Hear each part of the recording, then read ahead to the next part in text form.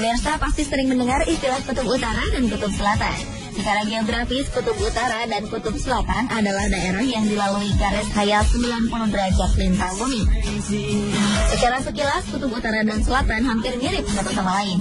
Namun ternyata mereka memiliki banyak perbedaan.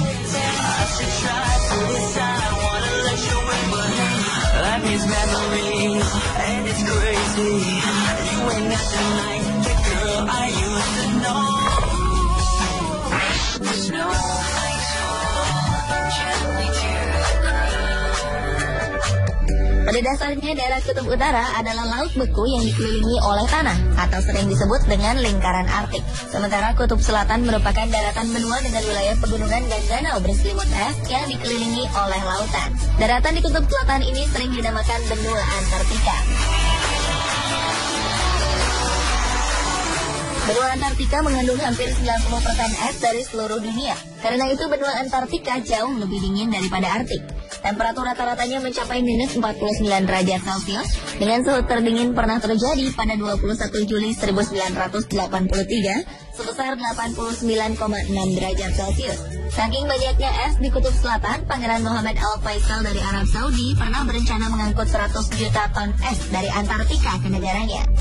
Ini menyebabkan banyak lapisan es di benua Antartika tidak pernah meleleh sepanjang sejarah. Sedangkan di Arktik, lapisan esnya jauh lebih tipis dan mudah meleleh pada musim panas.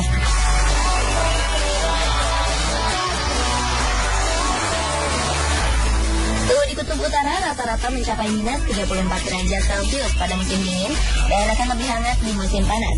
Sebagian daratan di kutub utara memiliki siklus pencair di musim panas dan akan membeku lagi di musim dingin.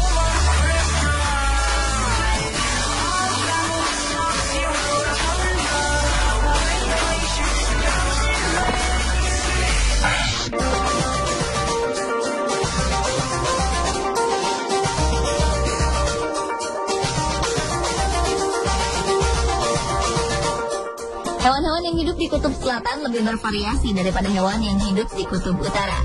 Kutub utara dihuni oleh wolverine, Canada lynx atau kucing kutub, angsa tundra, kelinci kutub, rubah merah, ikan paus beluga, beruang kutub, karibu atau rusa kutub, narwhal atau sering disebut unicorn laut, burung hantu kutub, dan rubah kutub.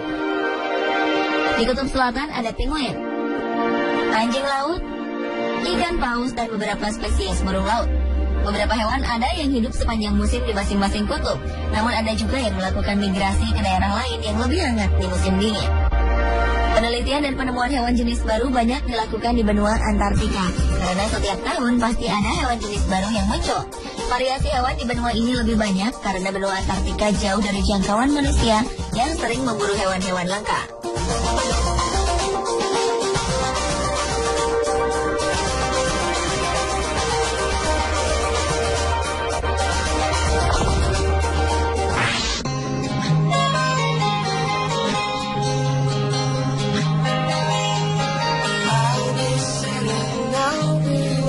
Segi kependudukan, kutub utara dan kutub selatan sangat berbeda. Walaupun di kutub selatan sering diadakan penancapan bendera dari berbagai negara, namun benua Antartika tidak boleh dikuasai negara manapun di dunia. Inilah satu-satunya tempat di bumi yang tidak dimiliki oleh siapapun.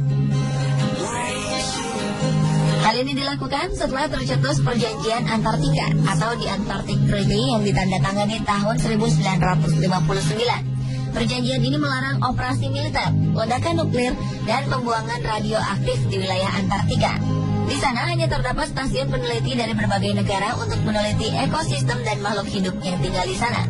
Ini jauh berbeda dengan kependudukan di kutub utara. Lebih dari 4 juta orang hidup di lingkaran Arktik, baik di pedalaman maupun di kota-kota besar. Negara-negara yang menguasai lingkar Arktik adalah Rusia, Kanada, Amerika Serikat, Norwegia, dan Finlandia. Beberapa negara masih memperebutkan daerah-daerah di lingkar Arktik karena diduga memiliki cadangan minyak mentah yang banyak. Seperempat kandungan minyak mentah di lingkar Arktik belum digali oleh negara manapun.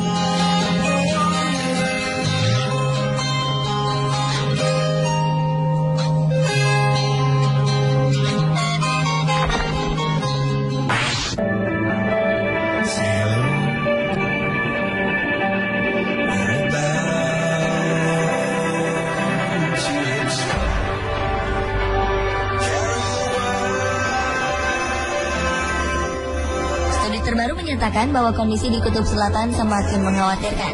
Lapisan es di bagian barat Kutub Selatan mencair dan menyebabkan naiknya permukaan air hingga 10%. Peneliti menduga perubahan iklim yang ekstrim belakangan ini terjadi karena kenaikan permukaan air laut ini. Pencairan lapisan es ini disebabkan oleh suhu rata-rata di benua Antartika mengalami kenaikan 2,4 derajat Celcius. Jika pencairan terus berlanjut, maka kenaikan air laut juga akan naik 2 kali lipat.